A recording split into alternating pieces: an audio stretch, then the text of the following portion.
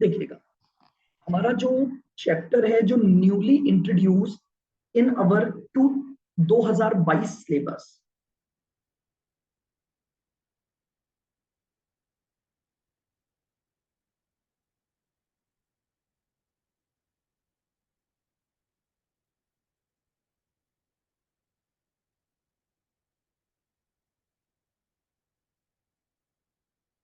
Security valuation.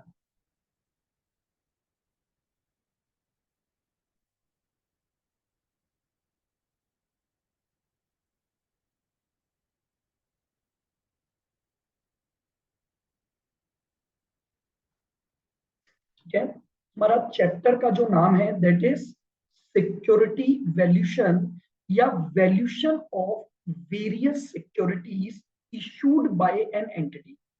देखिए, broadly ये chapter दो पार्ट में हम डिवाइड कर सकते हैं।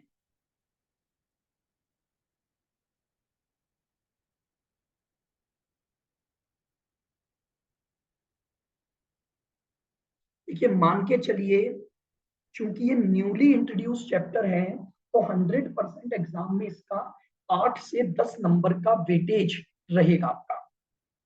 ठीक है, देखिए, सिक्योरिटी वैल्यूशन को अगर मैं ब्रॉडली क्लासिफाई करूं, तो मैं सिक्योरिटी वैल्यूशन के दो पार्ट बना सकता हूं।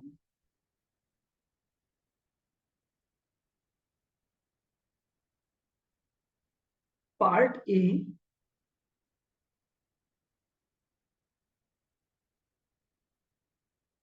और पार्ट बी। मेरे पास दो अलग अलग पॉइंट हैं, पार्ट ए और पार्ट बी।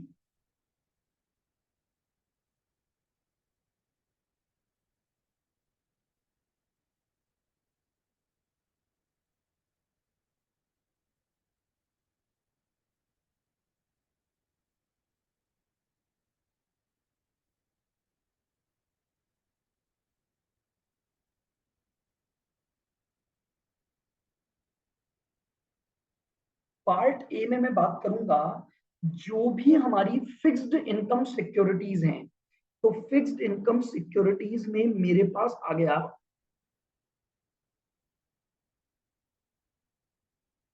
बॉन्ड वैल्यूशन,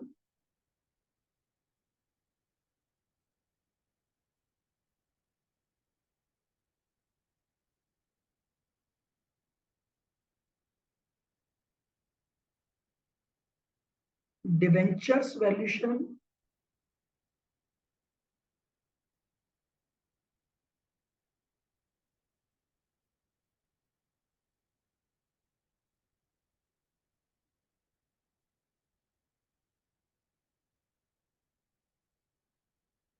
और प्रेफरेंस शेयर वैल्यूशन। ठीक है, फिक्स्ड इनकम सिक्योरिटीज का मतलब होता है जो एंटिटी ऐसी सिक्योरिटी, ऐसा कैसे हो सकता है, स्क्रीन शो नहीं हो रही किसी को भी?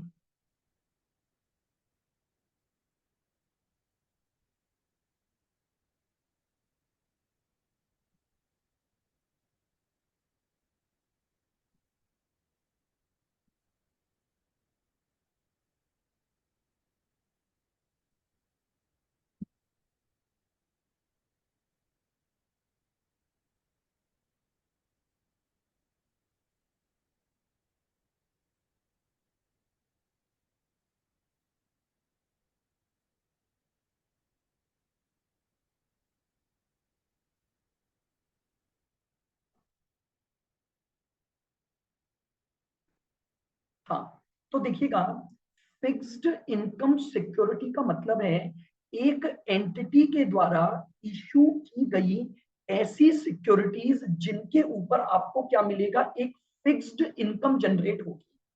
ठीक है, जिसमें बॉन्ड्स और डिवेंचर एक सिंगल कैटेगरी में ही कन्वर्ट होते हैं, क्योंकि दोनों का बिल्कुल सेम रूल होता है। और एक सिक्योरिटी हमारे पास आएगी preference share valuation.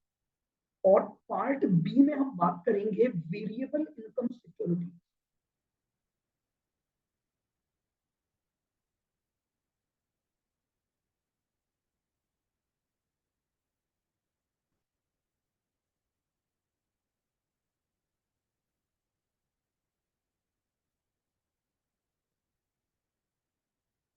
Part B में हम किसकी बात करेंगे? वेरिएबल इनकम सिक्योरिटीज, यानी ऐसी सिक्योरिटीज या शेयर्स जिन पर जो इनकम है वो वेरिएबल रहती है, जिसमें हम बात करेंगे इक्विटी वैल्यूएशन।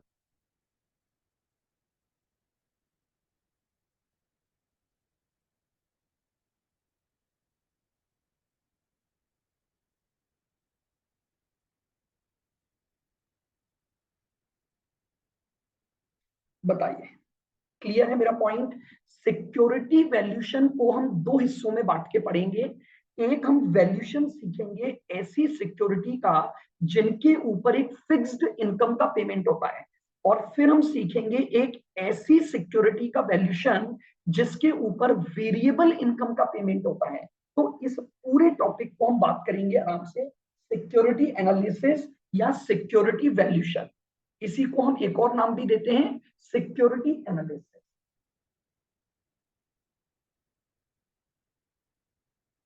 आइए, चलिएगा अब हम लिखना स्टार्ट करते हैं। लिखेंगे point number 1,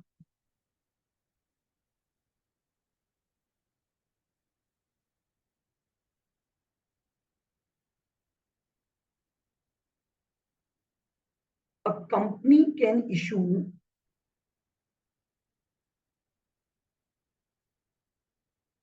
various types of securities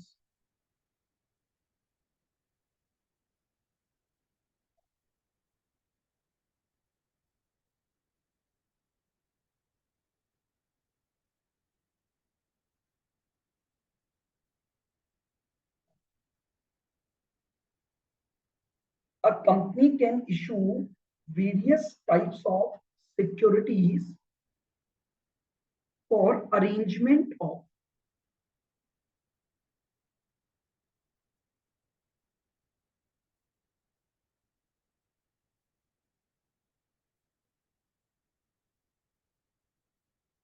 funds।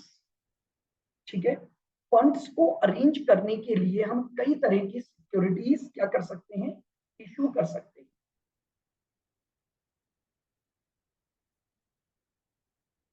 It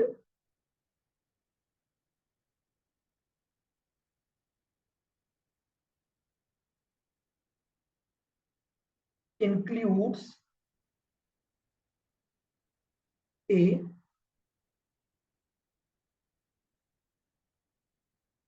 fixed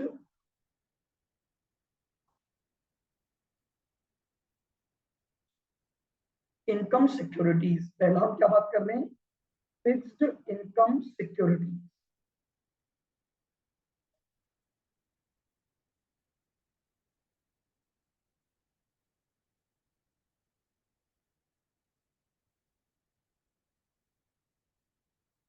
fixed income security.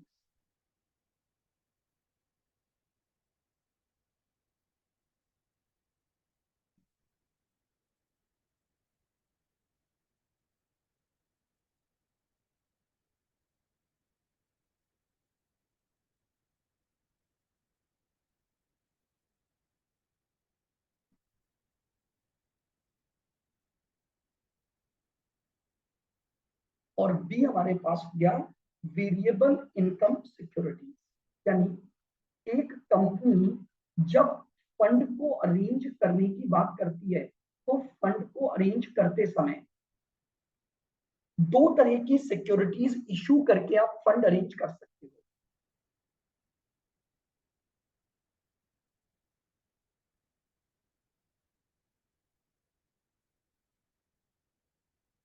लिखें second point, an investor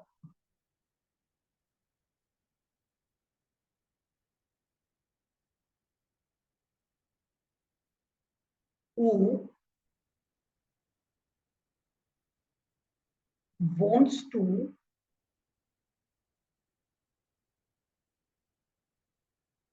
invest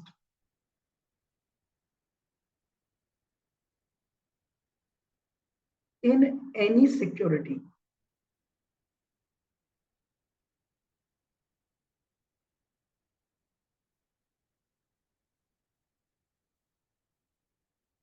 wants to know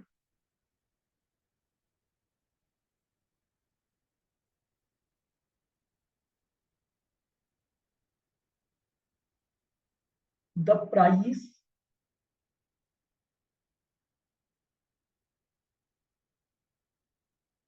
which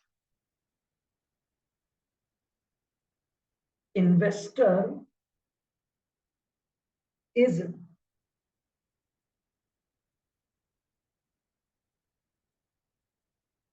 able to pay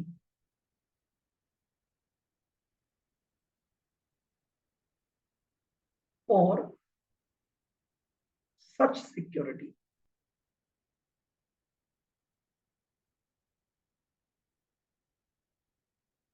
क्या लिखा मैंने? पॉइंट नंबर 2 समझना।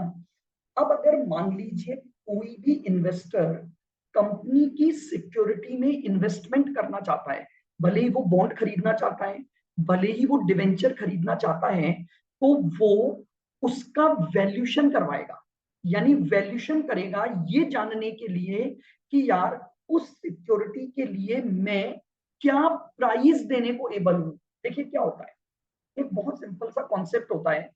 दो व्यू पॉइंट होते हैं। एक तो कंपनी का व्यू पॉइंट है कि कंपनी उस सिक्योरिटी को कितने में बेच रही है या इशू कर, लेकिन यहां मैं बात कर रहा हूं कि एक इन्वेस्टर उस सिक्योरिटी का वैल्यूशन करेगा कि यार इस सिक्योरिटी में के लिए मैं मैक्सिमम से मैक्सिमम ये प्राइस पे कर सकता हूं, क्योंकि हम यहां पर इन्वेस्टर व्यू पॉइंट की बात कर रहे हैं।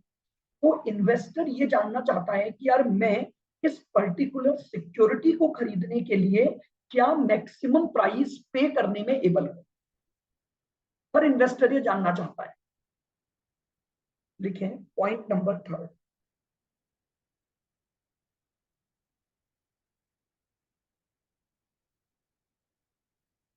To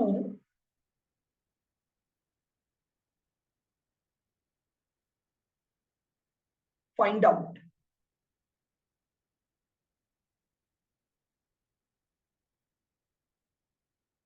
value of any security, to find out value of any security we must find out या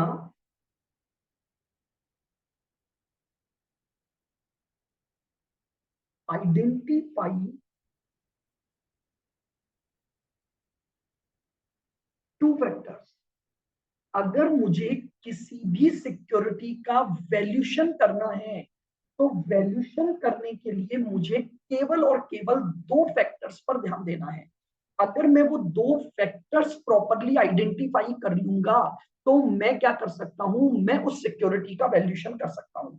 तो to find out value of any security we must find out या we must identify two factors.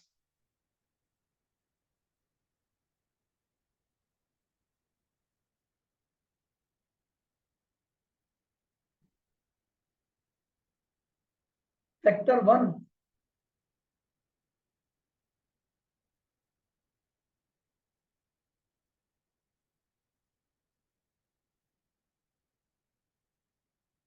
income to be received, income to be received from such security।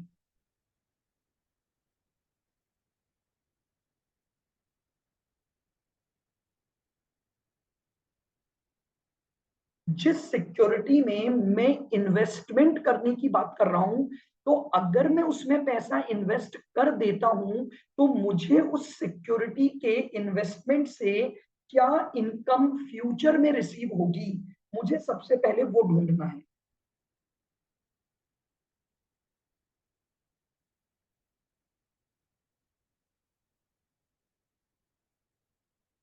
Factor 2,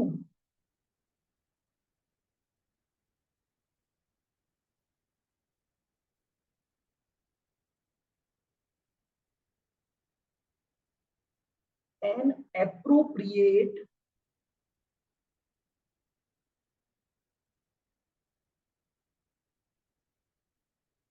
discount rate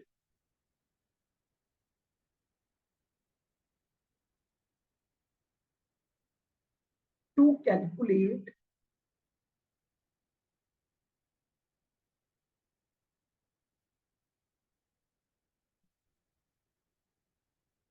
present value of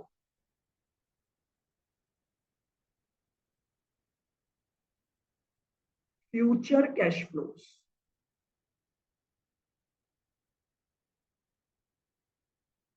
लीजिए बस, किसी भी दुनिया की किसी भी security का वैल्यूएशन कर लो, आपको सिर्फ और सिर्फ दो ही बातों को सोचना पड़ेगा कि मैं जिस सिक्योरिटी का वैल्यूएशन करना चाह रहा हूं उसमें अगर मैं पैसा इन्वेस्ट कर दूं तो इन्वेस्ट करने के बाद फ्यूचर में उससे मुझे क्या इनकम रिसीव होगी। और चूंकि वो कैश फ्लो फ्यूचर में जनरेट होंगे तो उनको आज की वर्थ पर लाने के लिए एक एप्रोप्रिएट डिस्काउंट रेट, यानी जिस पर्टिकुलर डिस्काउंट रेट का यूज करके मैं क्या कर सकता हूं, उन फ्यूचर कैश फ्लो की क्या निकाल लूं, आज प्रेजेंट वैल्यू निकाल लूं। तो अगर वैल्यूशन करना है तो दो फैक्टर को ढूंढना है बस। एक, जो भी फ्यूचर में कैश फ्लो जनरेट होंगे उस सिक्योरिटी से, और दूसरा उन फ्यूचर के कैश फ्लो की पीवी निकालने के लिए एक एप्रोप्रिएट डिस्काउंट रेट, कि किस पर्टिकुलर डिस्काउंट रेट पर मैं क्या करूंगा, इस कैश फ्लो की डिस्काउंटिंग करूंगा। बताइए, क्लियर बिल्कुल ये पॉइंट? बस दो ही चीजों पर डिस्कशन करना है इस पूरे चैप्टर में, फैक्टर 1 और फैक्टर 2।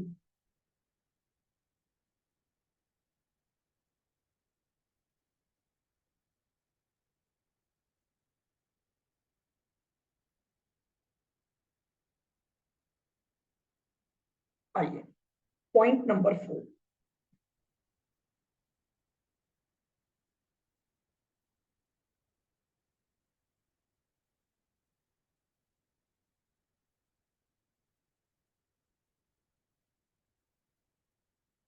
वैल्यूएशन ऑफ फिक्स्ड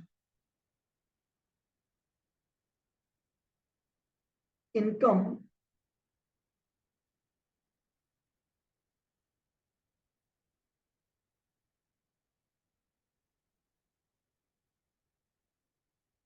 चलिए अब हमारा मेन पार्ट स्टार्ट हो गया है कि अगर मुझे फिक्स्ड इनकम सिक्योरिटी का वैल्यूएशन करना है तो मैं कैसे करूंगा।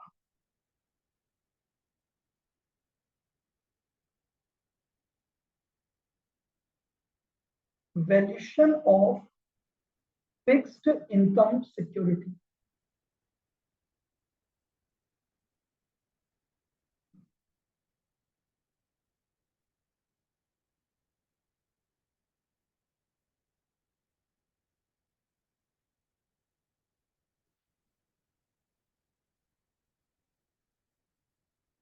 these are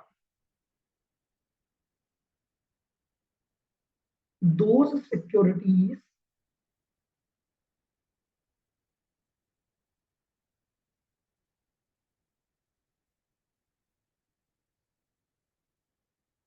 on which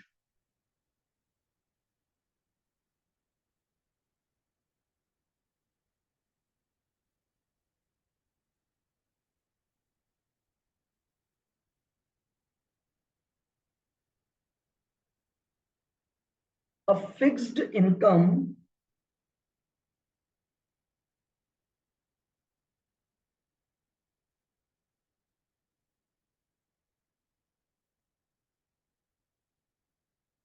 will receive, these are those security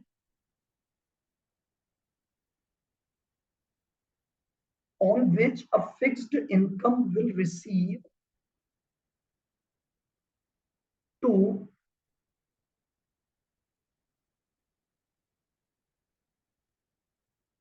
investors।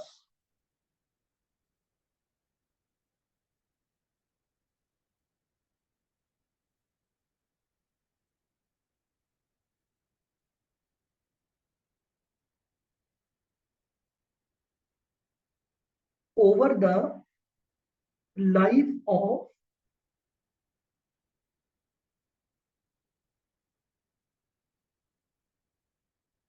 such securities, over the life of such securities.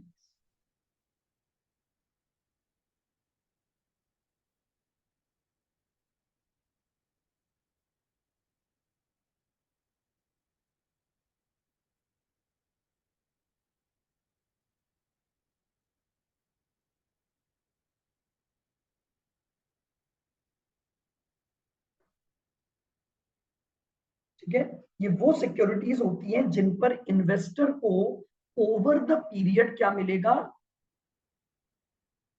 एक फिक्स्ड इनकम आपको रिसीव होगी, उसे हम क्या बोलते हैं, fixed income security.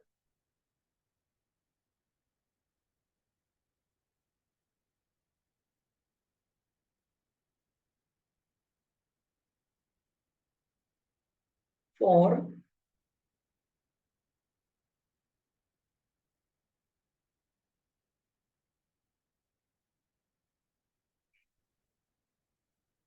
Valuation of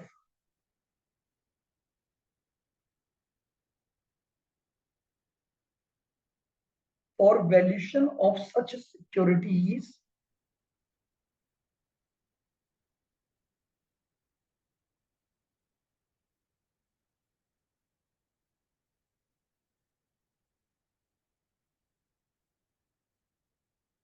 we need to identify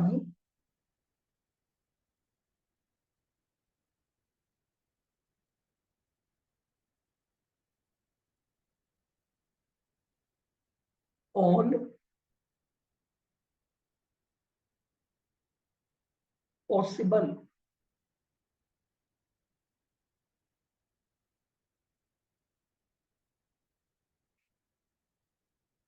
cash flows and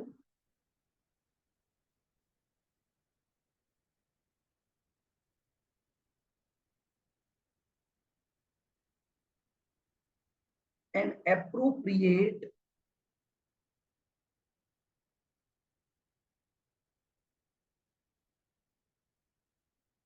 discount rate. ठीक है, ऐसी हर सिक्योरिटी का वैल्यूशन करने के लिए मुझे दो चीजों को आइडेंटिफाई करना है, ऑल पॉसिबल कैश फ्लोज और साथ ही साथ उसकी एक particular discount rate.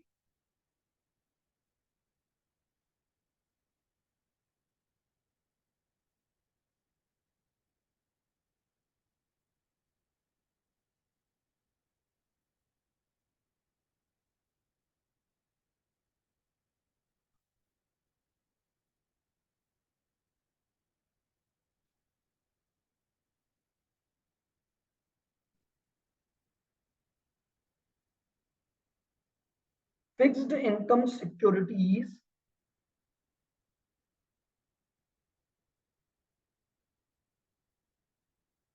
includes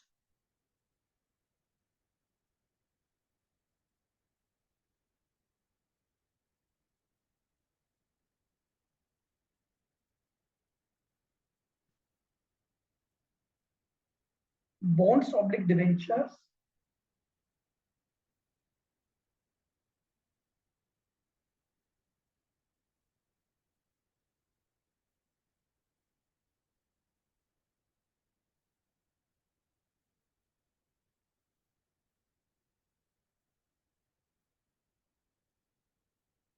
and preference shares. ठीक है, फिक्स्ड इनकम सिक्योरिटीज में हम इनका वैल्यूशन सीखेंगे और इनके वैल्यूशन को भी हम क्या करेंगे, टॉपिक वाइज सब डिवाइड हम करेंगे।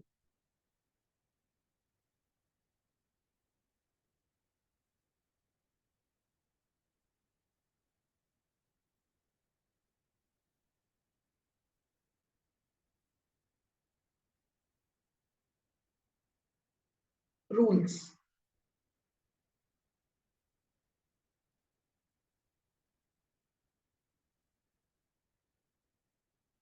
Procedure for valuation.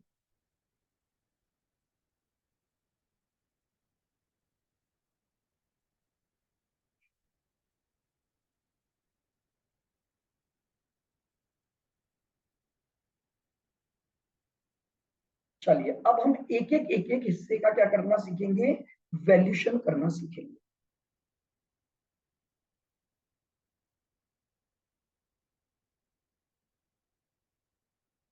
Case A,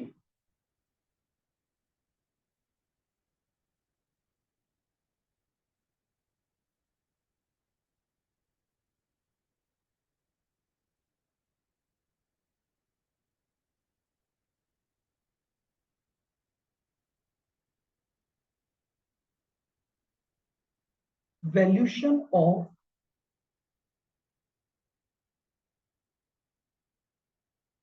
annual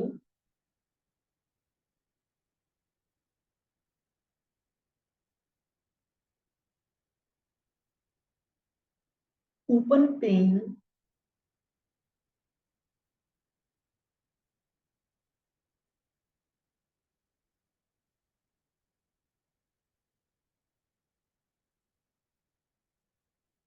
redeemable bonds oblique debentures. Bonds और डिवेंचर एक साथ चलेंगे बिल्कुल। अगर मैं केवल बॉन्ड भी टर्म यूज कर रहा हूं तो आप हमेशा ये अज्यूम करेंगे कि बॉन्ड्स ऑलवेज इंक्लूड डिवेंचर्स।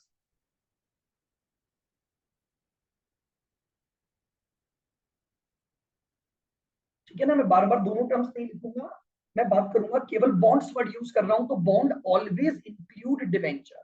तो हम क्या बात कर रहे हैं, सबसे पहला हम एक ऐसे बॉन्ड्स का वैल्यूशन कर रहे हैं जो कि रेडीमेबल हैं, या हम एक ऐसे डिवेंचर का वैल्यूशन कर रहे हैं जो कि रेडीमेबल हैं और जिन पर जो कूपन का पेमेंट होता है, कूपन मतलब उनका जो इंटरेस्ट का पेमेंट होता है वो केवल एनुअल होता है। तो मैं एक ऐसे बॉन्ड का या ऐसे डिवेंचर का वैल्यूशन कर रहा हूं जिनका रिडम्पशन कर दिया जाएगा, यानी रीपेमेंट किया जाएगा, लेकिन इन पर एनुअल कूपन पेमेंट हो रहा है। तो आओ, हमें दो टर्म्स पर हमने बात की,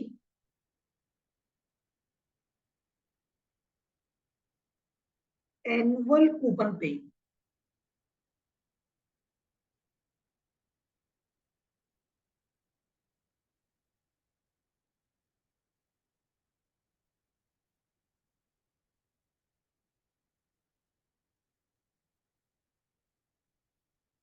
annual interest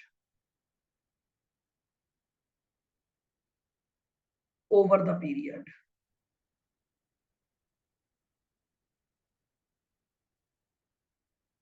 annual interest over the period, ठीक है। और दूसरी बात मैंने क्या की, रेडीमेबल। रेडीमेबल का मतलब क्या हो गया,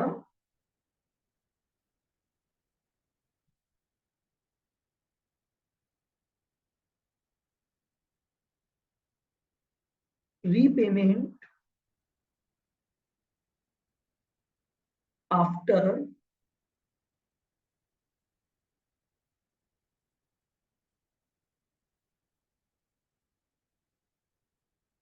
अ फिक्स्ड पीरियड। बताइए, और इससे ज्यादा मेरे हिसाब से कुछ लिखवाने की इसमें थ्योरी में कोई रिक्वायरमेंट नहीं है। इन दोनों टर्म्स से आपको समझ में आ गया कि मैं एक ऐसे बॉन्ड या डिवेंचर का वैल्यूशन करने की बात कर रहा हूं जिसके ऊपर एनुअल इंटरेस्ट का पेमेंट होगा ओवर द पीरियड, और एज वेल एज एक फिक्स्ड पीरियड के बाद मैं इसके जो होल्डर्स हैं उनको उनका अमाउंट क्या कर दूंगा, रीपे कर दूंगा।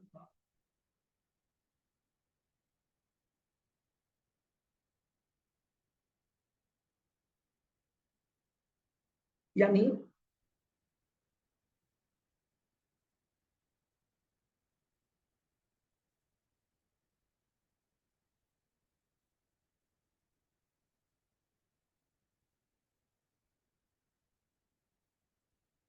these are the bonds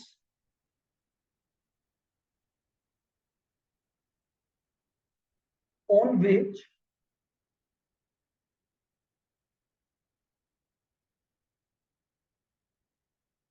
a constant interest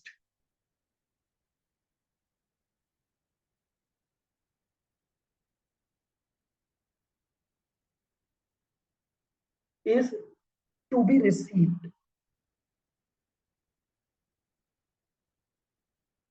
क्योंकि मैं इन्वेस्टर के व्यू पॉइंट से बात कर रहा हूं, क्योंकि जितना भी वैल्यूएशन का काम है वो कौन करेगा, इन्वेस्टर करेगा। तो these are the bonds on which a constant interest is to be received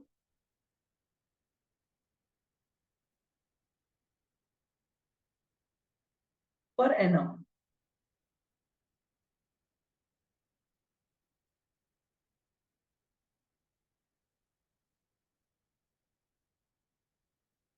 over the period.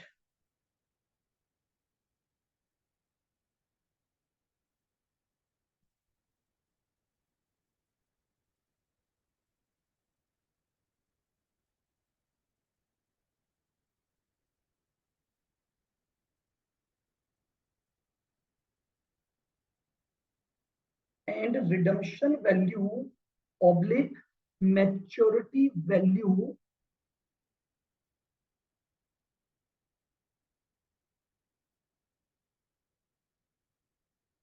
At the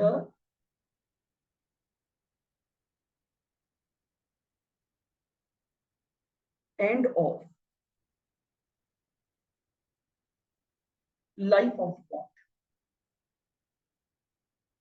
आई बात समझ में?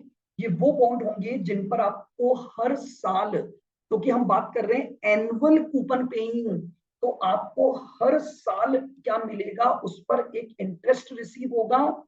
और एज वेल एज जब उस बॉन्ड की लाइफ एंड हो जाएगी, जब उस बॉन्ड का टाइम पीरियड खत्म हो जाएगा, तो आपको क्या मिलेगा, एक मैच्योरिटी वैल्यू या रिडम्पशन वैल्यू आपको क्या होगी, रिसीव होगी।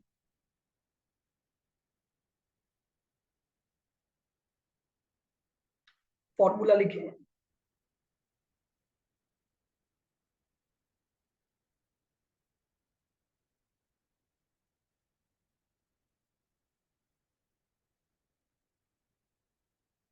Value of bond is equal to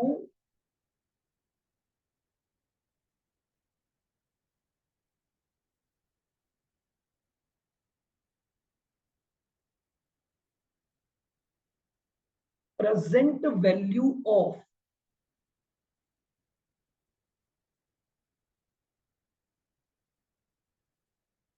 all coupon payments, present value of all coupon payments plus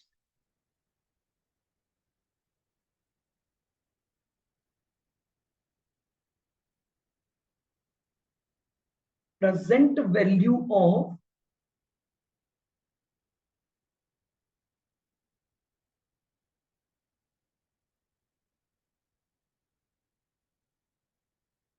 redemption value।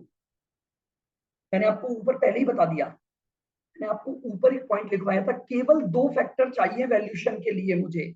किसी भी सिक्योरिटी का वैल्यूएशन इनकम क्या क्या रिसीव होगी और उस इनकम के लिए एक एप्रोप्रिएट डिस्काउंट रेट। तो दैट मीन्स अगर मैं एक एनुअल कूपन पेइंग बॉन्ड का वैल्यूएशन कर रहा हूं, तो उस वैल्यूएशन के लिए सिर्फ दो बातें चाहिए। क्या निकालूंगा, फॉर्मूला क्या बन गया, जितने भी कूपन पेमेंट्स हैं उनकी प्रेजेंट वैल्यू निकालनी है, और at the time of maturity, at the time of redemption, जो मुझे रिडीमेबल वैल्यू रिसीव होगी, उस रिडीमेबल वैल्यू की भी मैं क्या निकाल दूंगा, प्रेजेंट वैल्यू निकाल दूंगा। और इन दोनों का जो टोटल आएगा, वही टोटल मेरी क्या कहलाती है, बॉन्ड की वैल्यू कहलाती है। इसको एक बॉक्स में डाल दो।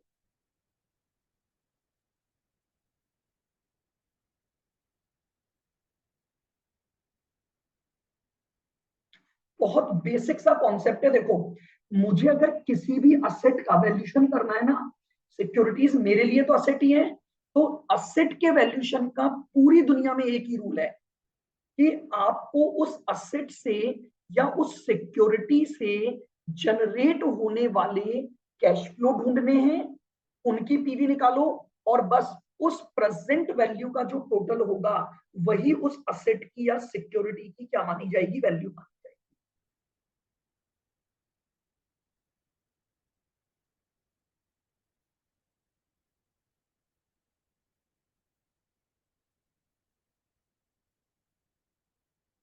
This is the price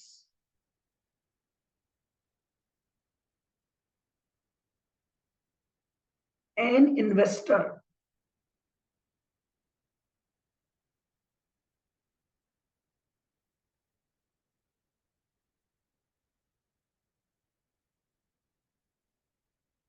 is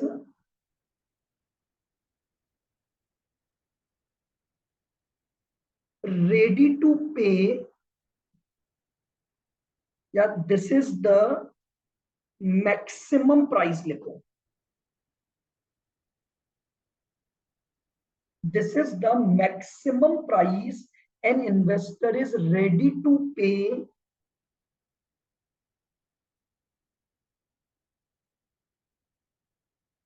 to acquire the security.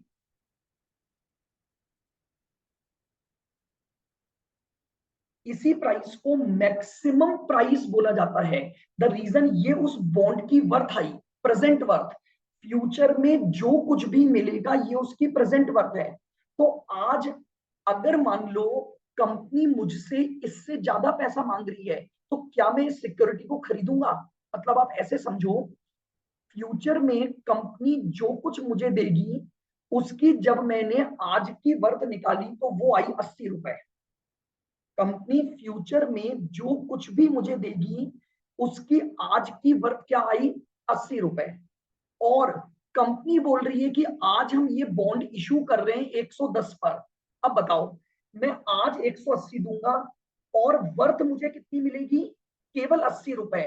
तो क्या मैं ऐसी सिक्योरिटी में इन्वेस्ट करूंगा? नहीं, मैं किसी भी हालत में 80 रुपए से ज्यादा इस सिक्योरिटी को देने के, इस सिक्योरिटी के लिए एग्री नहीं करूंगा।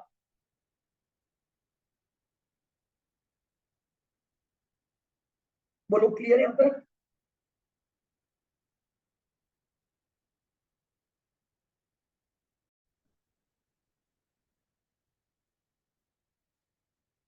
ठीक है, तो बेसिकली हमने बात की कि अगर हमें भी एक बॉन्ड का वैल्यूएशन करना है तो बॉन्ड की वैल्यू कैसे निकालूंगा?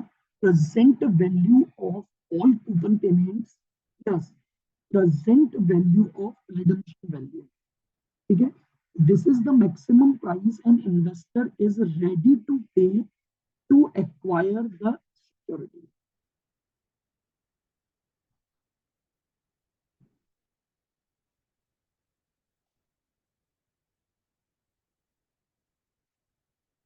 धीरे आ रही है। अब अब ठीक आ रही है।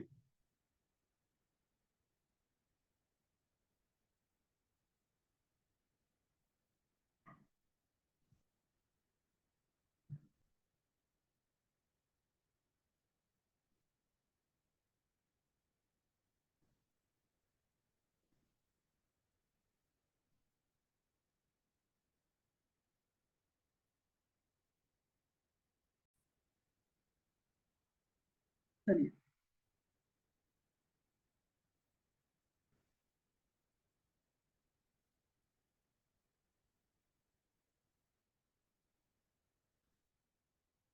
लिखेंगे एक एग्जांपल।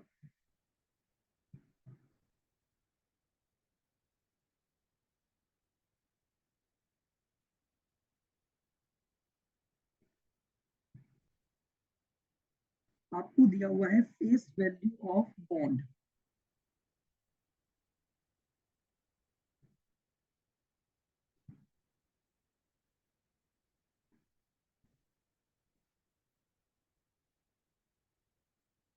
रुपीज 1000 की फेस वैल्यू का बॉन्ड है।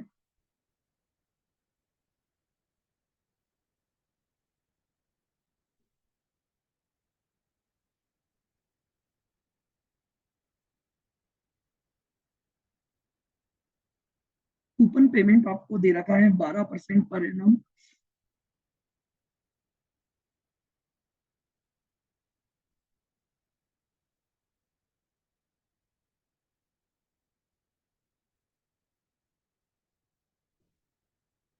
लाइफ आपको दी हुई है 5 इयर्स।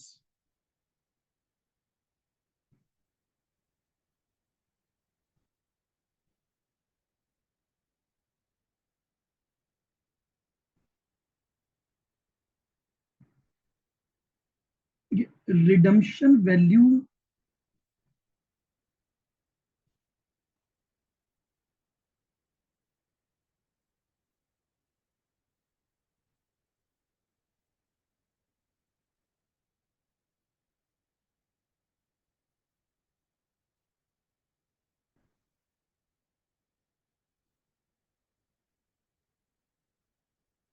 पेमेंट फ्रीक्वेंसी जो है वो आपकी एनुअल है।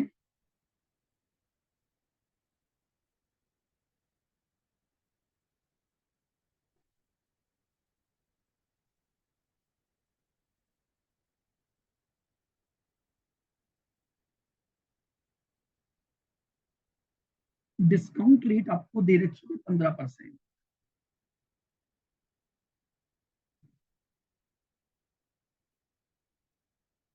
कैलकुलेट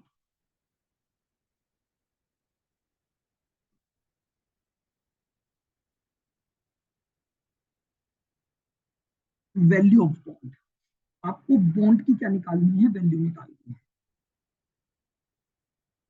तो देखिएगा,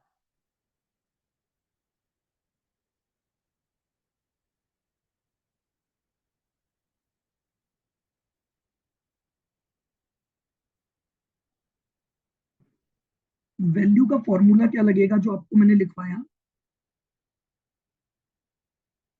present value of all coupon payment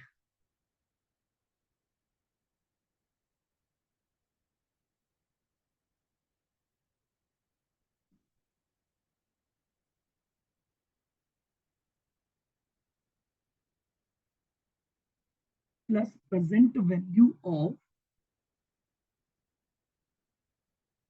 redemption value.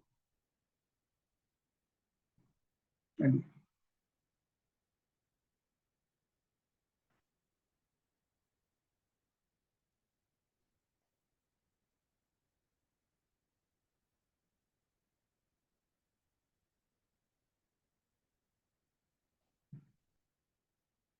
देखिए आपको ये दे रखा है कि आपका जो बॉन्ड की फेस वैल्यू है वो 1000 रुपए है और 12% पर एनम का कूपन पेमेंट है। यानी जो एनुअल इंटरेस्ट है वो फेस वैल्यू पर 12% मिलेगा कितने सालों तक, over the life of the period. तो यानी 1 से लेकर 5 साल, 1 से लेकर 5 साल तक कितने रुपए मिलेंगे आपको, 120 रुपए मिलेंगे। ठीक है, और 5वें साल में क्या मिल जाएगा, मैच्योरिटी वैल्यू मिलेगी। यानी रिडम्पशन वैल्यू जो कि 10% प्रीमियम पर है तो 1100 रुपए हो गया। 1000 की फेस वैल्यू प्लस 10% का आपका क्या हो गया, प्रीमियम हो गया। डिस्काउंट रेट 15% है, 1/1.15,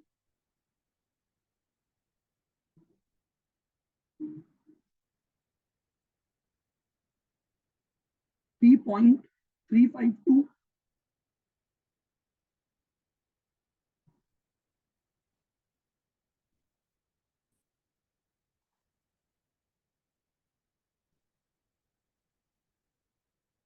ये लेकिन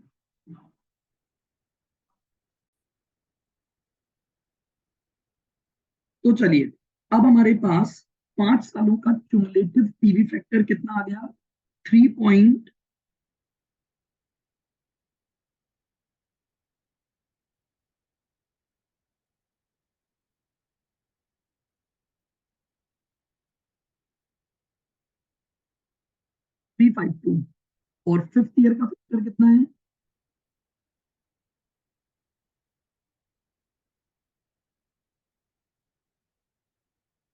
0.497।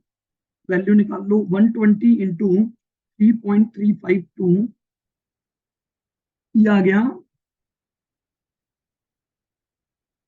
402.24, और ये आ गया 1100 × 0.497, 546.70।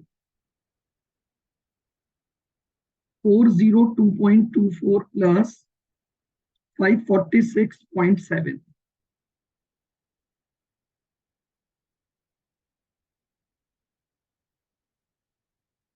948.9, ये हमारे पास क्या आ गई वैल्यू ऑफ बॉन्ड।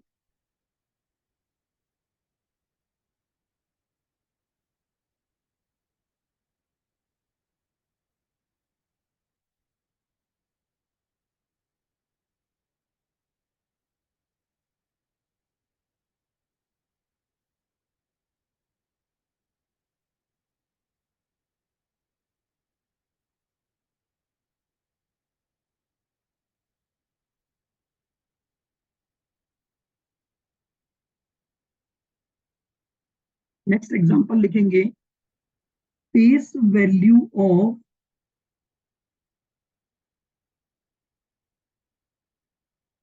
बॉन्ड आपको दी हुई है 1000,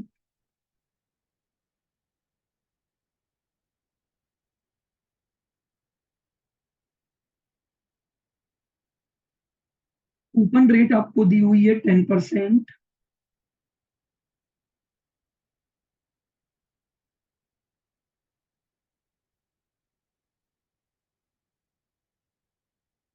लाइफ आपको दी हुई है 6 इयर्स,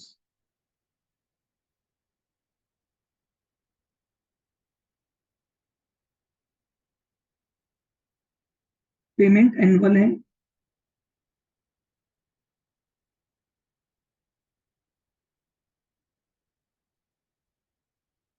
रिडम्पशन वैल्यू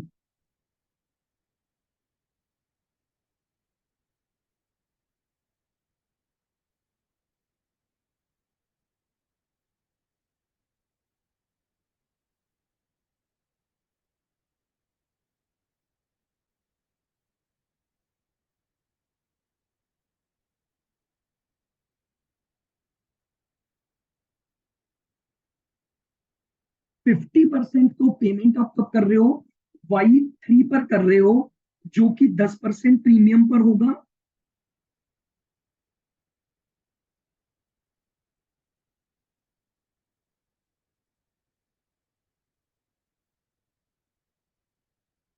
और जो रिमेनिंग 50% है उसका पेमेंट आप कब करोगे, Y6 पर,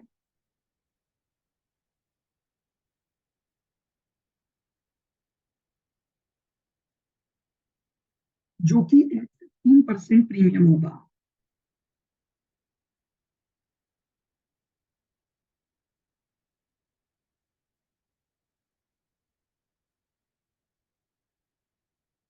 डिस्काउंट रेट 15% है,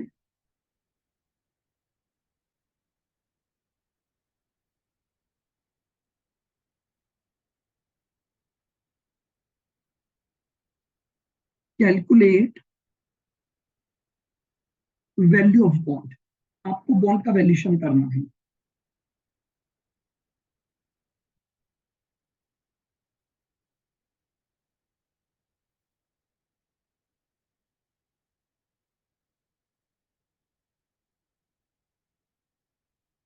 देखो तरीका अभी भी वही है, पहला कॉलम मैं ले लूंगा ईयर्स, दूसरा कॉलम जो जो कैश फ्लो इस बॉन्ड की वजह से मुझे मिलेंगे,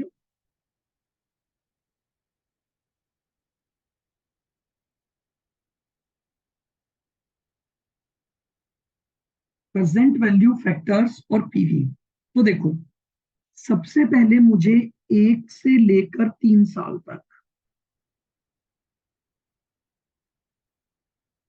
1000 की फेस वैल्यू पर 100 रुपए मिलेंगे 10% की रेट से, ठीक है। थर्ड ईयर के एंड पर 50% का रिडम्पशन हो जाएगा, और 50% का जो रिडम्पशन होगा वो 10% प्रीमियम पर होगा, तो 50% का मतलब हो गया 500 रुपए, और 10% प्रीमियम पर तो मेरा जो कैश फ्लो बनेगा वो बनेगा 500। फिर 4 से लेकर 6 ईयर तक, अब अगर मैंने 50% का रिडम्पशन कर दिया तो रिमेनिंग वैल्यू 500 बची, तो 500 पर 10%, अब मेरा कूपन पेमेंट 50 रुपए रहेगा, और 6th ईयर पर मुझे 500 प्लस 15%, यानी 575 रुपए का मेरा कैश फ्लो आ जाए।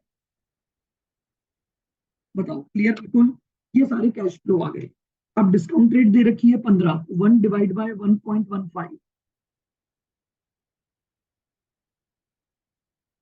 2.283। फिर मुझे चाहिए तीसरे साल का, 1 डिवाइड बाय 1.15,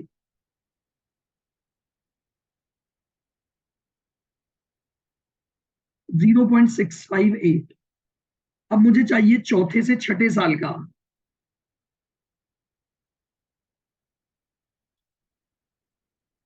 1.501।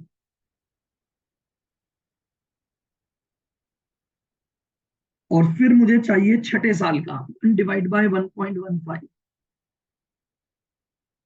0.432।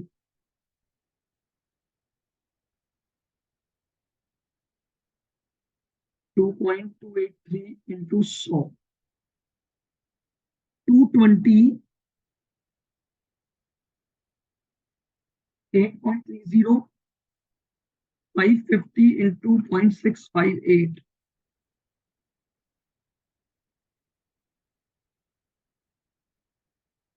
361.9, 50 into 1.501, 75.05, 575 into 0.432।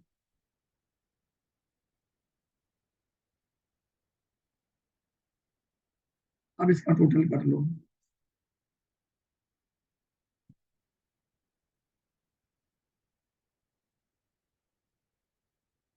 913.65। बताइए, क्लियर? बिल्कुल, ये हमारे पास वैल्यू ऑफ बॉन्ड आ गया।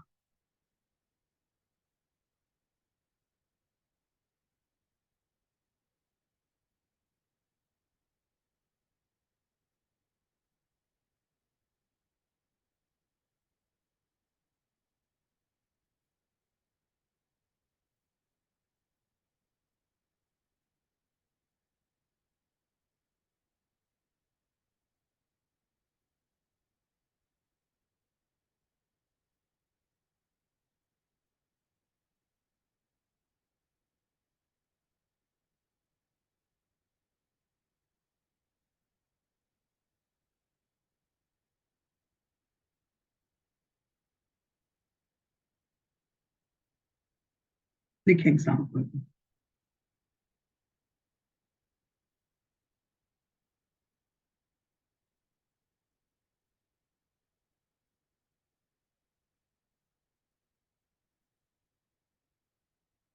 ए limited issued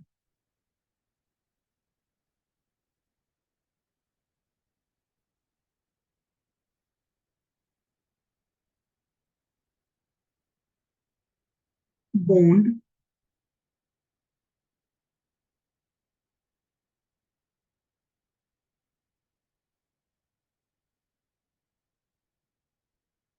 having face value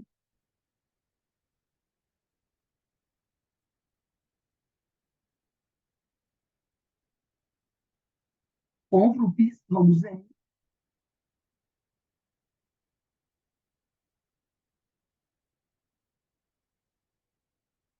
which are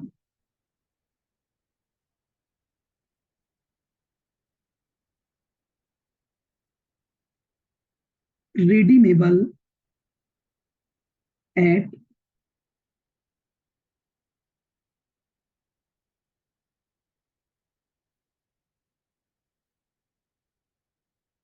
a premium of 10%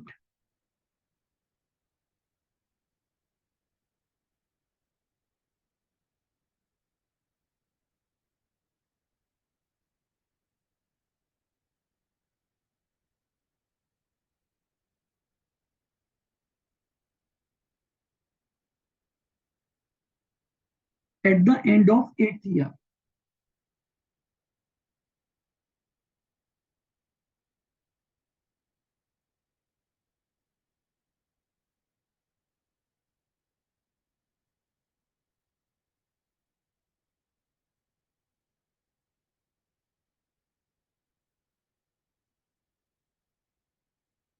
annual coupon payments are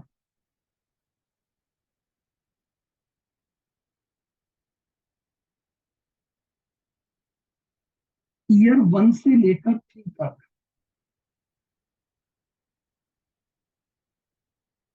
10% per annum, year 4 से लेकर 6 तक 12% पर एनम, और 7 और 8th ईयर में जो पेमेंट होगा दैट इज 14% पर एनम। 8 साल का एक बॉन्ड हमने इशू किया है जिसका रिडम्पशन 10% प्रीमियम पर करेंगे, जिनके एनुअल कूपन पेमेंट्स आपको इस तरह से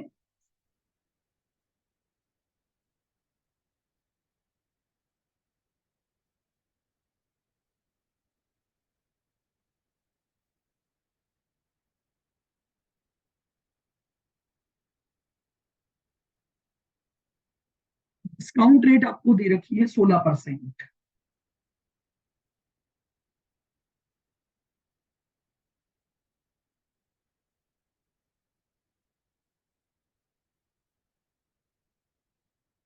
कैलकुलेट वैल्यू ऑफ बॉन्ड।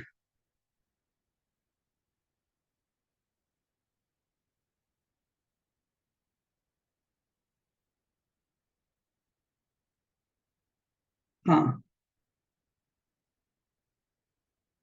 चलिए अब आपको क्या करना है, बॉन्ड का वैल्यूएशन करना है। बस देखिए क्वेश्चन में वैरायटी आ रही है, रूल बिल्कुल सेम है कि अगर बॉन्ड का वैल्यूएशन आपको करना है तो सभी कैश फ्लोज की पीवी आपको कैलकुलेट करनी है।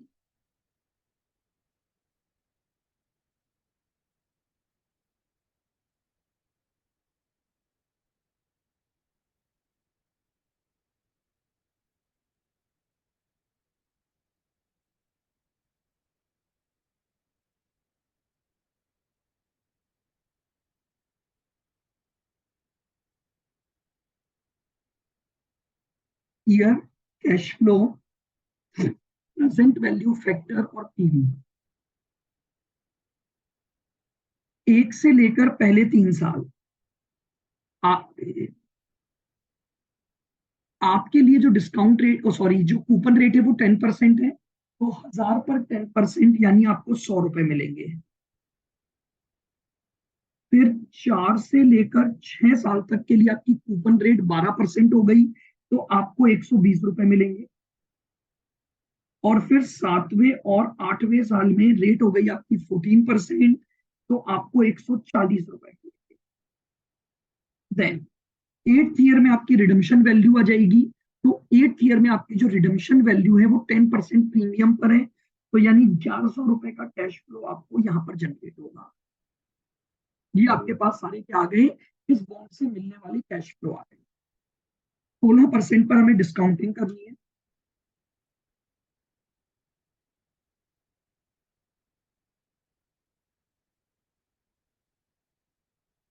2.246, ये तो हमारे पास पहले 3 साल हो गए।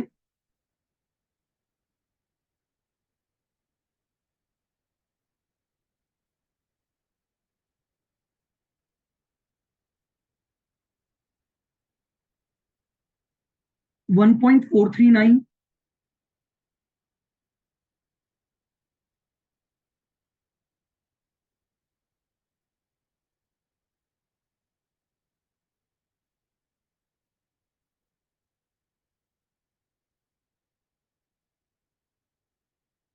0.659,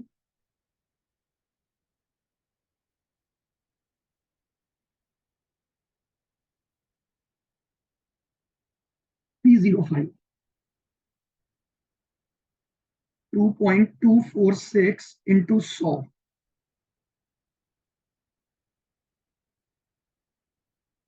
224.60, 120 इंटू 1.439, 172.68, 140 इंटू 0.659, 92.26,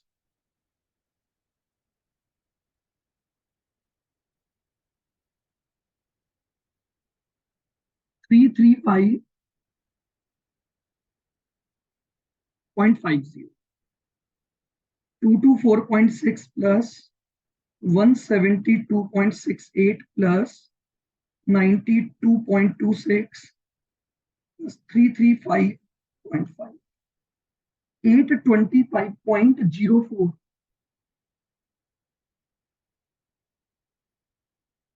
देख लो यही आ रही है क्या बॉन्ड की वैल्यू?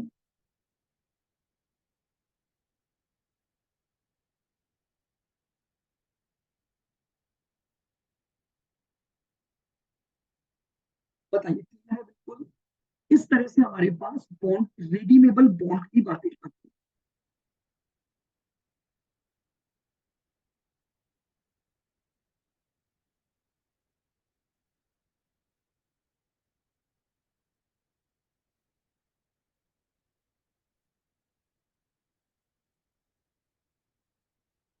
लिखो important notes.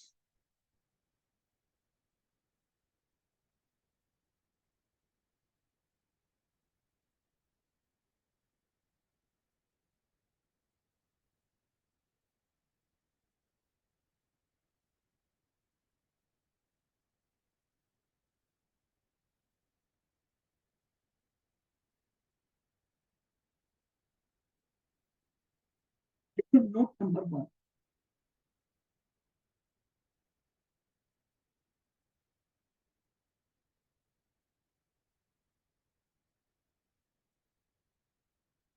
Coupon payment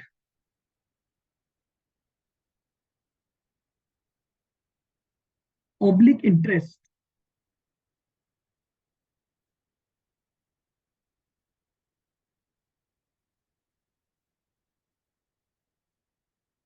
will always be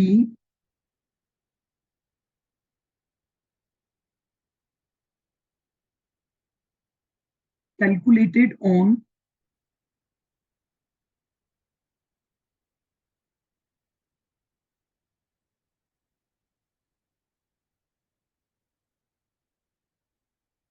face value of bond. हमेशा ध्यान रखना, जो भी कूपन पेमेंट या इंटरेस्ट हम कैलकुलेट कर रहे हैं वो हमेशा और हमेशा किस पर निकलेगा? फेस वैल्यू ऑफ बॉन्ड पर आप निकालोगे। Second,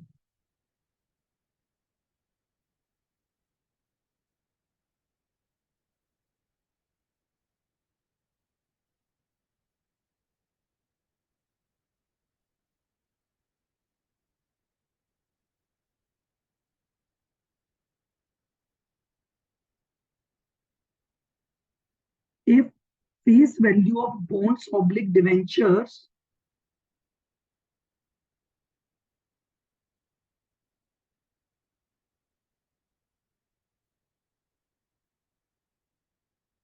are not given,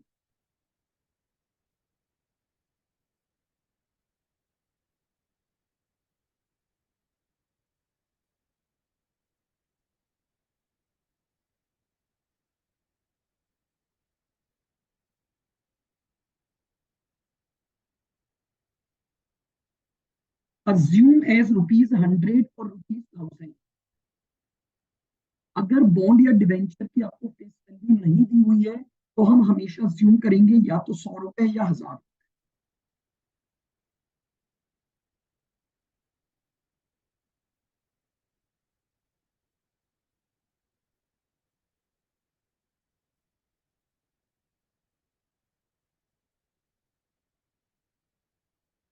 if bonds are redeemable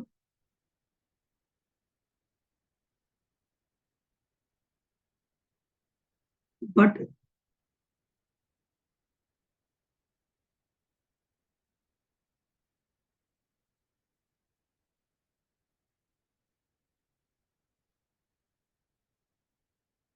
redemption value is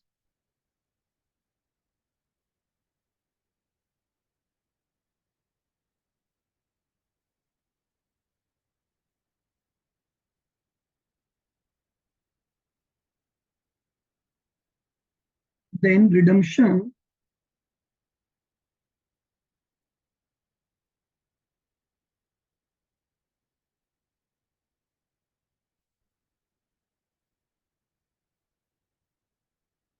assumed at par value only।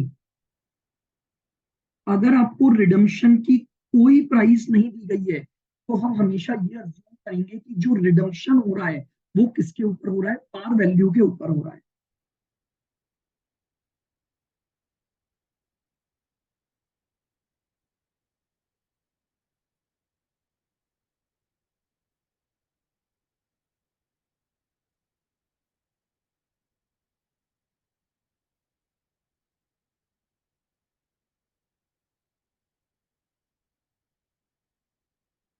Appropriate discount rate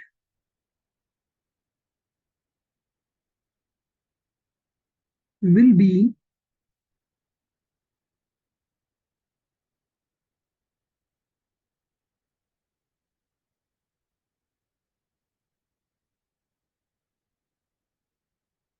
according to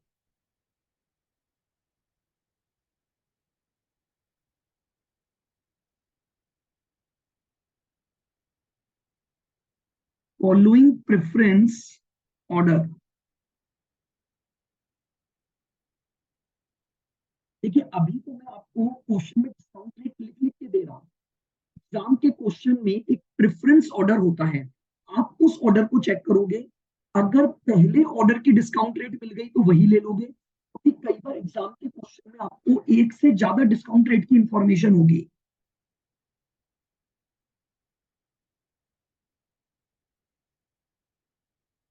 first preference हमेशा दी जाएगी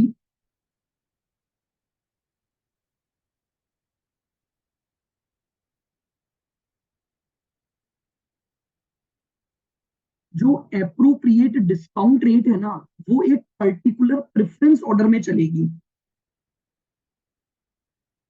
एक बार लिख लो फिर समझेंगे हम।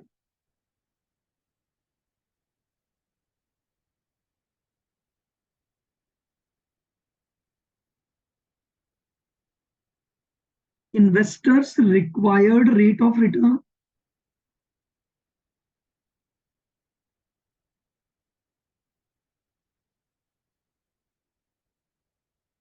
सेकंड प्रेफरेंस आपके पास है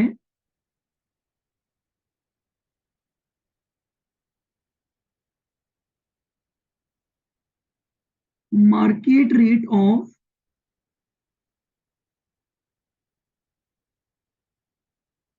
सिमिलर बॉन्ड।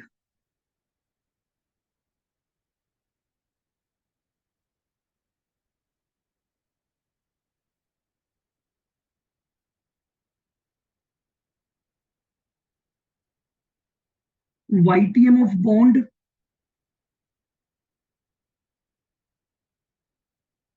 Coupon rate. ये चार प्रेफरेंस ऑर्डर लिख लो एक बार बस।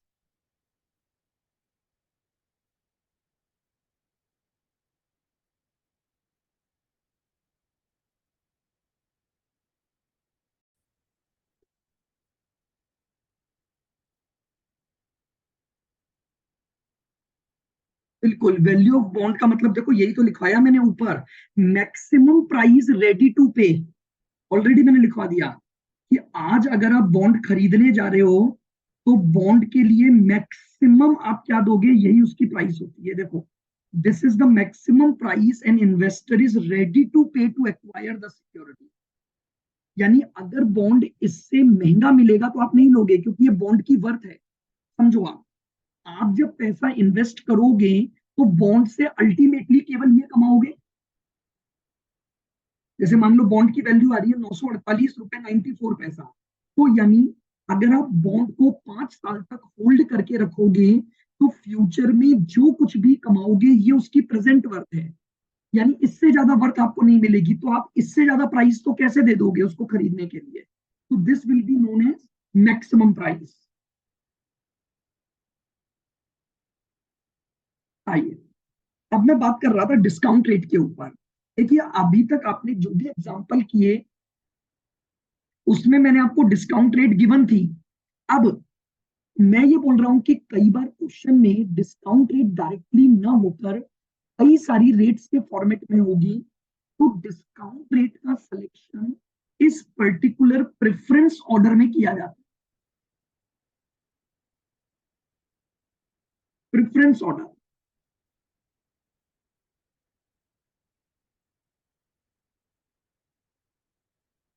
समझना, प्रेफरेंस ऑर्डर का मतलब हो गया मैं सबसे पहले प्रेफरेंस दूंगा इन्वेस्टर की रिक्वायर्ड रेट ऑफ रिटर्न।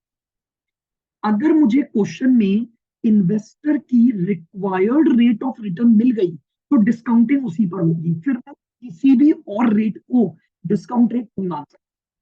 अगर मान लीजिए इन्वेस्टर की रिक्वायर्ड रेट ऑफ रिटर्न नहीं है तो मैं सिमिलर टाइप ऑफ बॉन्ड की मार्केट रेट मानूंगा और उसको डिस्काउंट रेट मानूंगा। क्यों, अभी अपन बात करते हैं लॉजिक पर। तीसरा है YTM of the bond. YTM basically होती है यील्ड टू मैच्योरिटी रेट।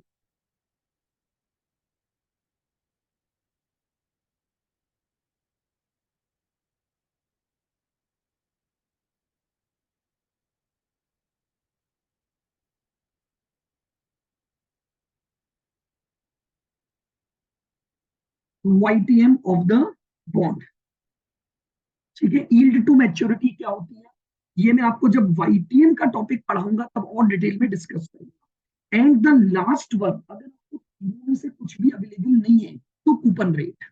आइए अब अपन जरा बात करते हैं ये प्रेफरेंस ऑर्डर क्यों और कैसे decide.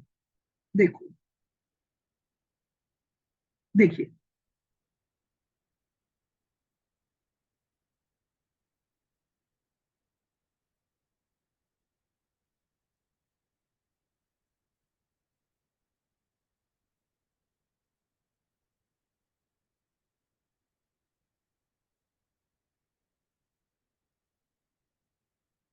Explanation regarding discount rate.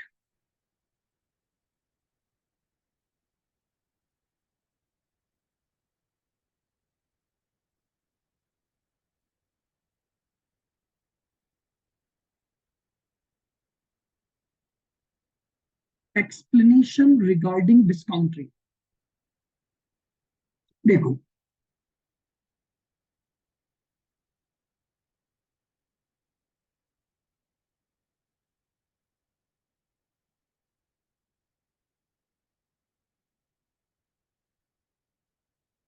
ये एक पर्सन है mister A,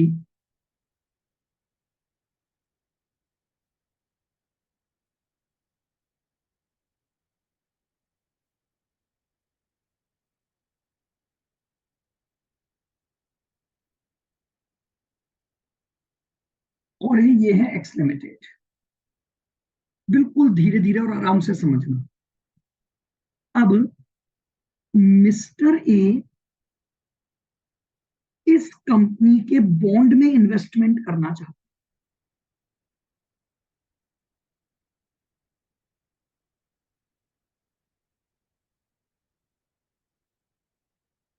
wants to invest.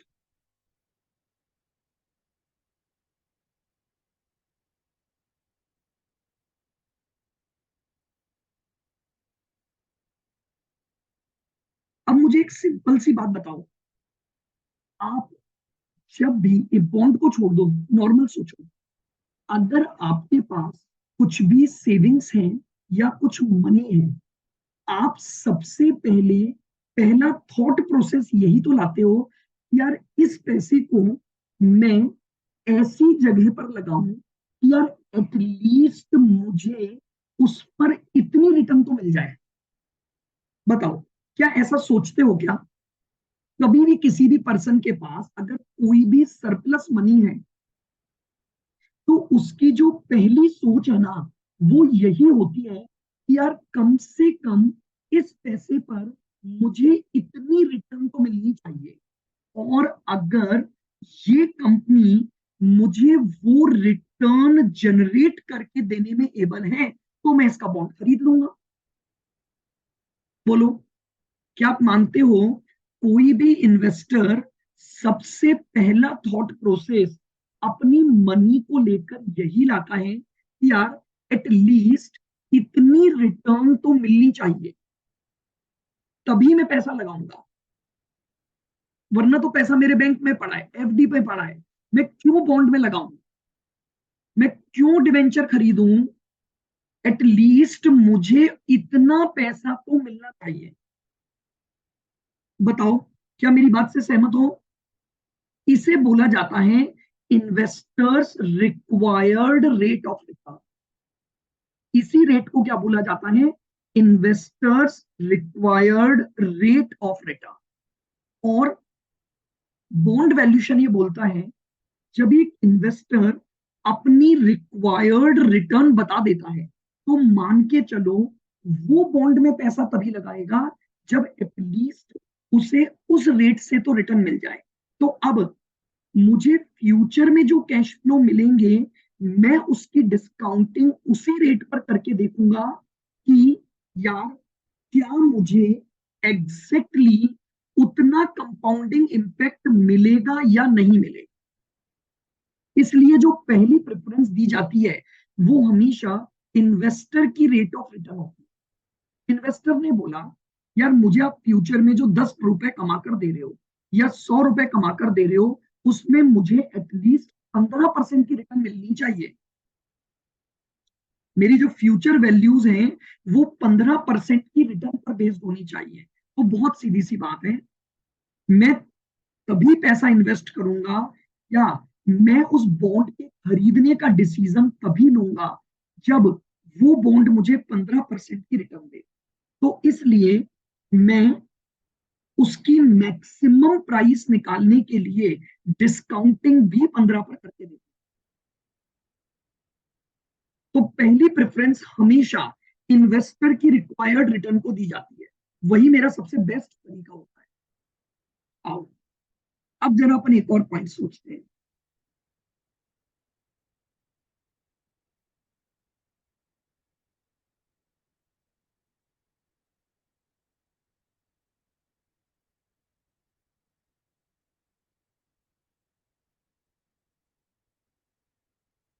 अब देखो, अभी तो मैंने वापस भी चेक कर लिया था, एक बार थोड़ा सा समझ लो, फिर मैं इसको एक बार और देख लूंगा।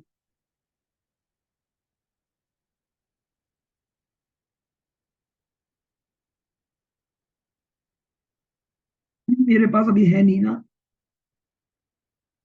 ये दूसरा पॉइंट समझ लो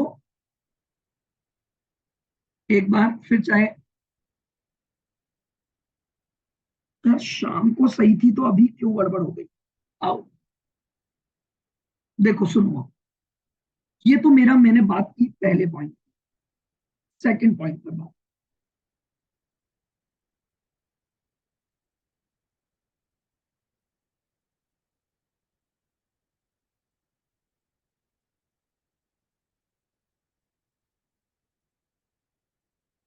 देखो,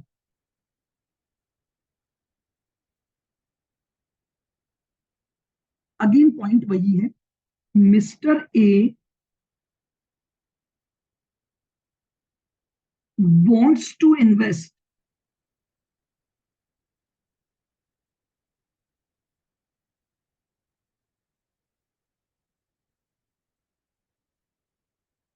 10 bonds, लेकिन अब मिस्टर ए है ना, अपनी रिक्वायर्ड रेट ऑफ रिटर्न को नहीं सोच पा रहे हैं। उन्हें नहीं समझ आ रहा कि यार अगर वो इस पैसे को कंपनी को दें तो उन्हें क्या रिटर्न मिलनी चाहिए। यानी now the required rate of return is missing. अब अगर required rate of return missing है तो अब क्या करें? कोई बात नहीं। अब इन्वेस्टर क्या चाहेगा कि यार,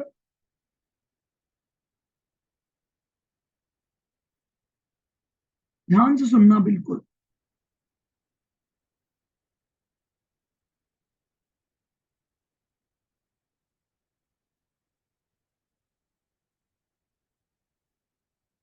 ये कंपनी है सी लिमिटेड, सिमिलर तरह की कंपनी है, और ये अपने बॉन्ड होल्डर्स को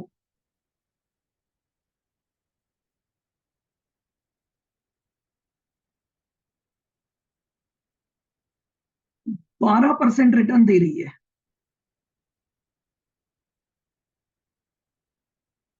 12% रिटर्न दे रही है। आई मेरी बात समझ में? तो अब मिस्टर ए ये सोचिए कि यार जब एक सिमिलर टाइप की कंपनी जो मार्केट में एग्जिस्ट कर रही है, अगर वो कंपनी अपने बॉन्ड होल्डर को 12% दे रही है, तो यार मुझे भी तो एटलीस्ट 12 मिलना चाहिए टैक्स लिमिटेड से। आप समझ रहे हो? सेकंड प्रेफरेंस पढ़ो, market rate of similar bond. मैं सिमिलर कंपनी में गया और सिमिलर कंपनी में जाकर मैंने क्या देखा कि यार ये सिमिलर कंपनी अपने बॉन्ड होल्डर्स को 12% की रिटर्न दे रही है। तो यार अगर जब मार्केट में दो सिमिलर कंपनी एग्जिस्ट कर रही है और एक कंपनी 12 दे रही है, तो यार एक्स लिमिटेड को भी मिनिमम 12% तो देना चाहिए कि नहीं देना चाहिए? तो अब मिस्टर ए बोलेगा कि यार मेरी भी इनकम क्या होनी चाहिए, 12% की रेट पर होनी चाहिए। तो ये सेकंड प्रायोरिटी दी गई कि market rate of similar bond उठाऊंगा मैं, और market rate of similar bond को मैं एज अ डिस्काउंट रेट क्या कर लूंगा, काम में ले लूंगा। बोलो आया क्या पॉइंट समझ में? अगर मेरी डिजायर्ड रेट नहीं पता लग पा रही है तो कोई बात नहीं, हम सिमिलर कंपनी पर जाएंगे और सिमिलर कंपनी से बात करेंगे। अगर सिमिलर कंपनियां 12% रिटर्न दे रही है, तो यार मैं भी तो चाहूंगा ना कि मैं अगर एक्स लिमिटेड में पैसा लगा रहा हूं तो मुझे ये एक्स लिमिटेड भी क्या करे, 12% तो कमा कर दे। तो इसलिए मैं सेकंड प्रेफरेंस में क्या करता हूं, सिमिलर कंपनी की रेट पर चला जाता हूं।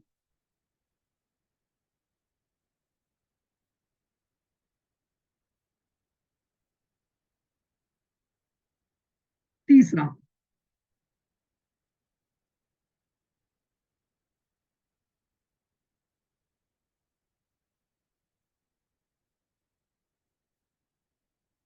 ये मिस्टर ए है।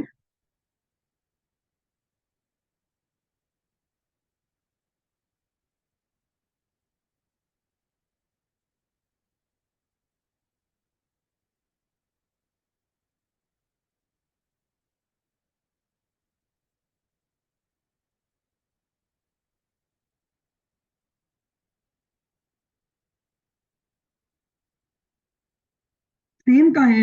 क्या बोल रहे हो श्रद्धा, मुझे आपकी क्वेरी समझ नहीं आई। अपन जो चाहते हैं वो सबसे पहली प्रेफरेंस होती है। अगर ये दे रखी है तो मैं उसी को डिस्काउंट रेट लूंगा ना। यार एक इन्वेस्टर जब पैसा इन्वेस्ट करेगा तो सबसे पहले अपनी डिजायर्ड रेट सोचेगा। लेकिन अब मैं आपको बोल रहा हूं, जब एग्जाम के क्वेश्चन आएंगे तो कई क्वेश्चन होंगे जहां पर आपको रिक्वायर्ड रेट ऑफ रिटर्न या डिजायर्ड रेट ऑफ रिटर्न दे ही नहीं रखी होगी। हाँ, तो डिस्काउंट रेट मार्केट की रेट होगी। डिस्काउंट रेट का मतलब आप ऐसे मत समझो, डिस्काउंट रेट तो वैसे भी मार्केट रेट ही होती है। आपने इंटर लेवल पर भी पढ़ा है। आप जब कैपिटल बजटिंग करते थे तो डिस्काउंट रेट यूज करते थे कॉस्ट ऑफ कैपिटल को, जो कि मार्केट की रेट होती है। डिस्काउंट रेट का सिर्फ इतना सा मतलब होता है कि फ्यूचर में इसी रेट से अगर मुझे इनकम हो, उस आधार पर मैं अपनी क्या निकाल रहा हूं, वर्थ ऑफ द बॉन्ड निकाल।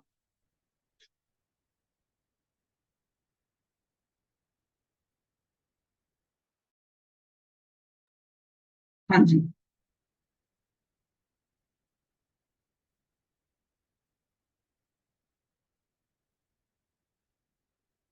अब देखो, एक्स लिमिटेड, अगेन वही पॉइंट है।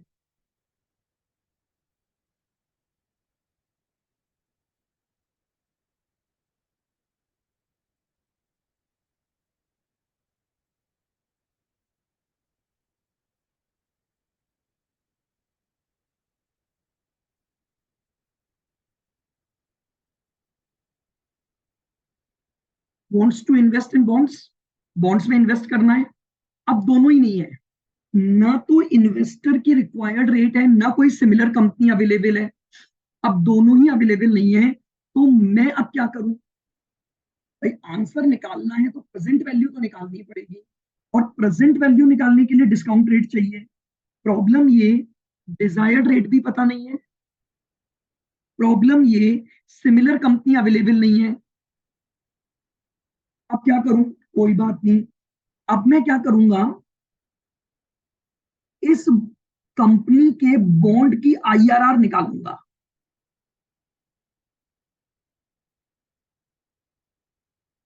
बॉन्ड्स आईआरआर, बॉन्ड्स आईआरआर का मतलब एक ऐसी रेट जिस पर एक्स लिमिटेड, ध्यान से सुनना, बीपी पर आ जाए, यानी उसकी जो कमाने की रेट है। आप समझ रहे हो मेरी बात को? आईआरआर क्या होता है?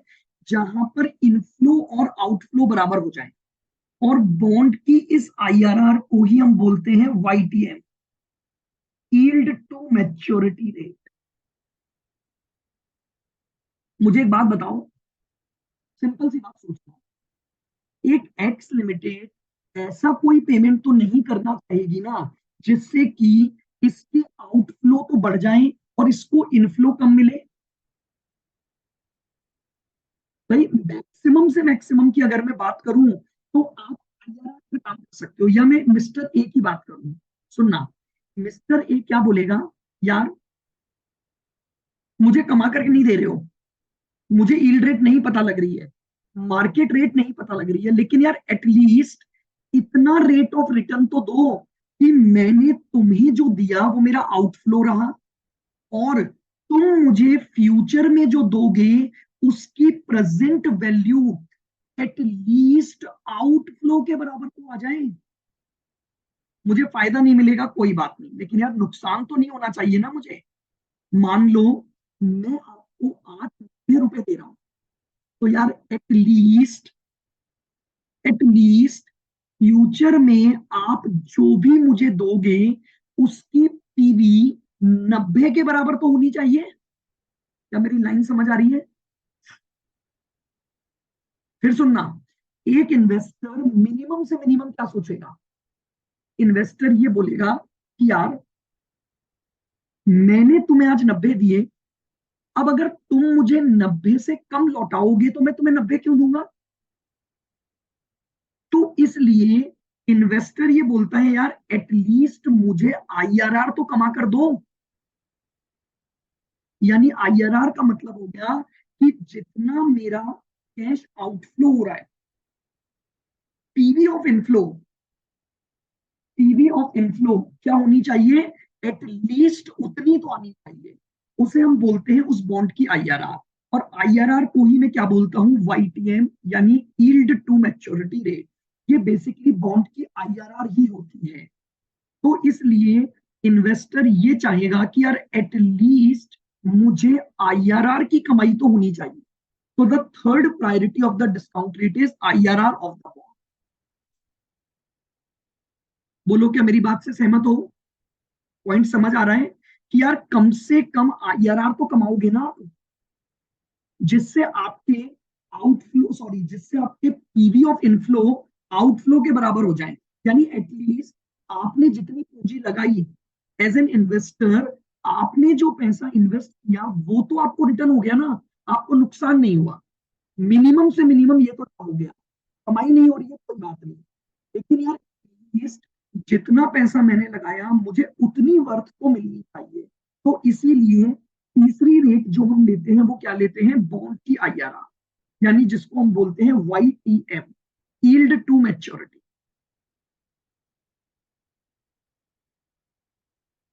And the last one, coupon rate. अब देखिएगा, एक्चुअली में कूपन रेट तक तो वैसे कभी आप क्वेश्चन पहुंचता ही नहीं है, बट फिर भी अब अगर मान लो मुझे कुछ भी इंफॉर्मेशन नहीं है, ना मेरे पास रिक्वायर्ड रेट ऑफ रिटर्न है, ना मेरे पास सिमिलर कंपनी है, ना मैं वाईटीएम कैलकुलेट कर पा रहा हूं, तो अब मेरे पास एक ही ऑप्शन बनता है, जो कंपनी कूपन रेट दे रही है मैं उसी कूपन रेट को आईआरआर मानते हुए उसी कूपन रेट को क्या कर दूं? डिस्काउंट रेट मान। सबसे लास्ट हथियार, क्योंकि मुझे डिस्काउंटिंग, अब प्रॉब्लम ये डिस्काउंट के लिए ना तो मेरे पास रिक्वायर्ड रेट ऑफ रिटर्न है, ना मेरे पास मार्केट की रेट ऑफ रिटर्न है, ना मैं वाईटीएम निकाल पा रहा हूं, तो अब क्या करूं? तो ऐसी सिचुएशन में हमारा इंस्टीट्यूट ये बोलता है अब आपके पास कोई ऑप्शन नहीं है, लास्ट हथियार सिर्फ यही है कि और कुछ भी नहीं, तो उस बॉन्ड की जो कूपन रेट है, उसी कूपन रेट को आप क्या मान लो, अपनी बॉन्ड की डिस्काउंट रेट मान लो, और उसी से आप क्या निकाल लो, आप maximum price to be paid निकालो। तो बेसिकली ये चार ऑर्डर डिसाइड किए गए। आपको क्वेश्चन में प्रैक्टिकली जब क्वेश्चन करोगे तो ऑर्डर फॉलो करना है। What does it mean? अगर आपको पहली प्रेफरेंस की रेट मिल गई, बाकी कुछ भी दे रखा हो सब इग्नोर कर देना, और पहली प्रेफरेंस को लेकर आप कैलकुलेशन कर लेना। अब अगर आपको पहली प्रेफरेंस नहीं मिली तो आप सेकंड प्रेफरेंस रखोगे, और सेकंड प्रेफरेंस को डिस्काउंट रेट लोगे।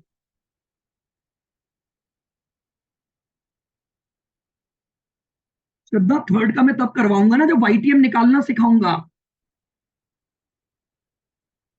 आप पहुंचोगे ही नहीं अभी किसी भी क्वेश्चन में इस टॉपिक पर, जब तक अभी वाईटीएम की कैलकुलेशन नहीं सिखाऊंगा, उसको कैसे यूज करोगे डिस्काउंट रेट। वाईटीएम को डिस्काउंट रेट यूज करने के लिए पहले वाईटीएम निकाल लेंगे, और उसी वाईटीएम को अपन डिस्काउंट रेट के रूप में यूज कर लेंगे। हालांकि हमारे पास तो क्वेश्चन में डिस्काउंट रेट्स गिवन होती है। वाईटीएम की कैलकुलेशन लेटर ऑन अपन इसी चैप्टर में सीखेंगे कि वाईटीएम निकाली कैसे जाती है। अभी तो आप सिंपली ये सीखो कि जो अपन डिस्काउंटिंग कर रहे हैं उसका ऑर्डर क्या रखना है। अभी के टॉपिक में आपके पास कैलकुलेटिव पॉइंट नहीं आएगा। डिस्काउंट रेट गिवन होगी, आपको ऑर्डर के अकॉर्डिंग केवल डिस्काउंट रेट को क्या करना है, बताओ। सिलेक्शन का रूल क्लियर है बिल्कुल। सबसे पहले ढूंढोगे इन्वेस्टर की रिक्वायर्ड रेट, वो मिल गई तो उसी पर कर दो। वो नहीं है तो मार्केट की रेट पर जाओ, यानी सिमिलर बॉन्ड की रेट। वो भी नहीं है तो वाईटीएम ऑफ द बॉन्ड, और वो भी नहीं है तो फिर आपके पास एक ही पॉइंट बचेगा, केवल और केवल कूपन।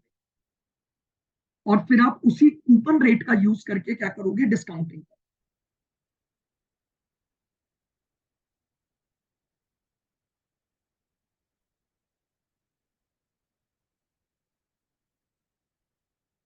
लिखें।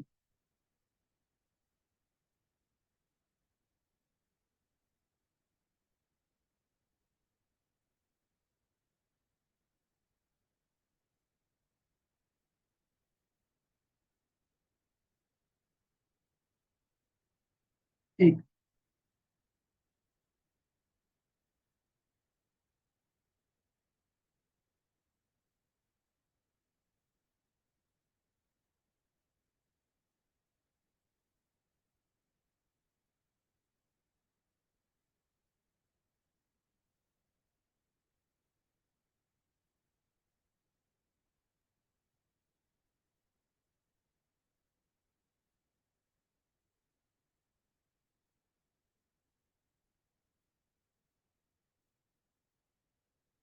हाँ जी।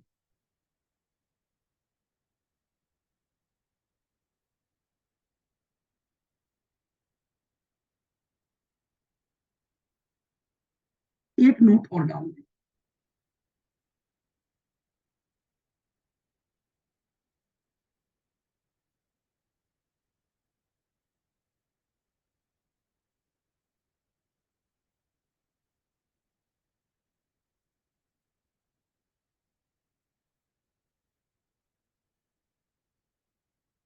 The maximum price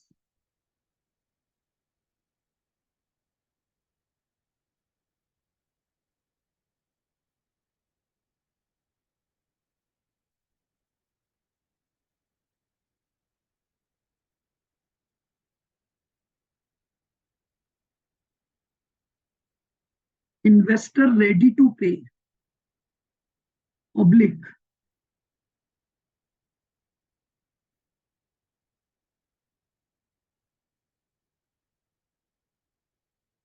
bond value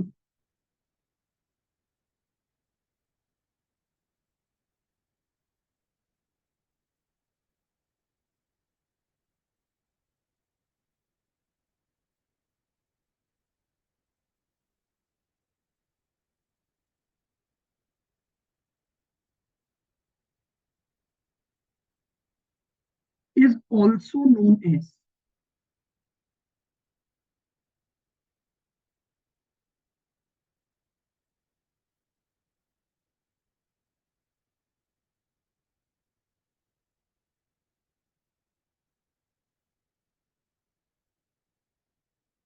theoretical price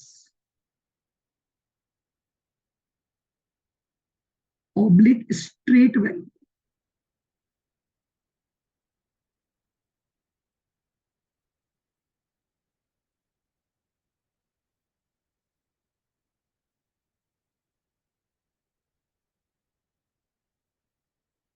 इसके ये भी नाम है। ये हम जो मैक्सिमम प्राइस कैलकुलेट कर रहे हैं, कई बार क्वेश्चन में आएगा थ्योरेटिकल प्राइस निकालो, या इसी को हम बोलते हैं स्ट्रेट वैल्यू ऑफ बॉन्ड। तो इसका ये भी नाम है थ्योरेटिकल प्राइस या स्ट्रेट वैल्यू ऑफ बॉन्ड।